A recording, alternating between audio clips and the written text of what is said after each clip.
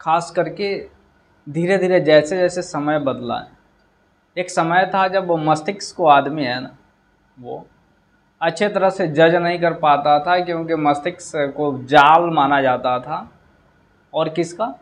तो नसों का जाल माना जाता था, और ये आज भी माना ही जाता है, क्योंकि शरीर की जितने भी संवेदी न्यूरॉन्स हैं या फिर जो ग्रंथियां हैं, वो पूरा का पूरा जो भी है वो यहाँ पे इसी से जो है वो मस्तिष्क से में ही आके और ख़त्म हो जाती है, वहीं से शुरू होती है और आकर अंत में वहीं पे ख़त्म भी हो जाती है।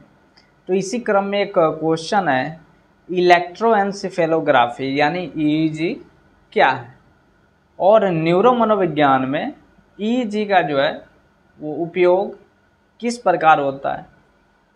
तो बहुत ही ज़्यादा ये ज़रूरी हो जाता है इसके बारे में जानना कि ईईजी है क्या, क्योंकि ईईजी जो है ना, ये सबसे पहले न्यूरॉन्स यानी जो हमारा संवेदन है,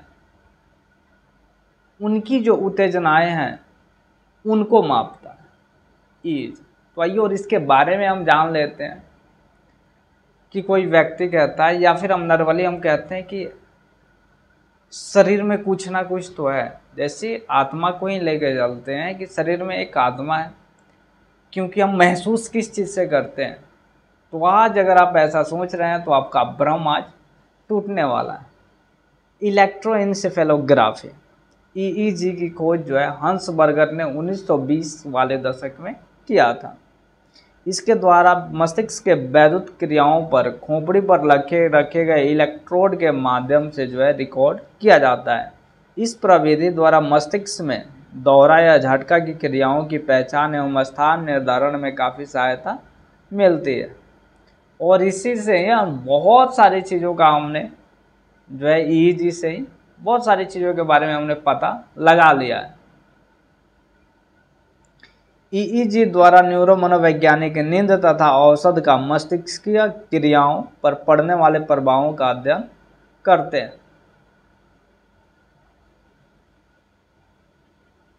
हाल ही में न्यूरो मनोवैज्ञानिक कुछ विशेष कंप्यूटरीकृत विधियों का उपयोग करके ईईजी क्रियाओं का विश्लेषण करने में लगे हैं, जिससे इसकी वैज्ञानिकता एवं प्रामाणिकता में काफ़ी बढ़ोतरी हुई है।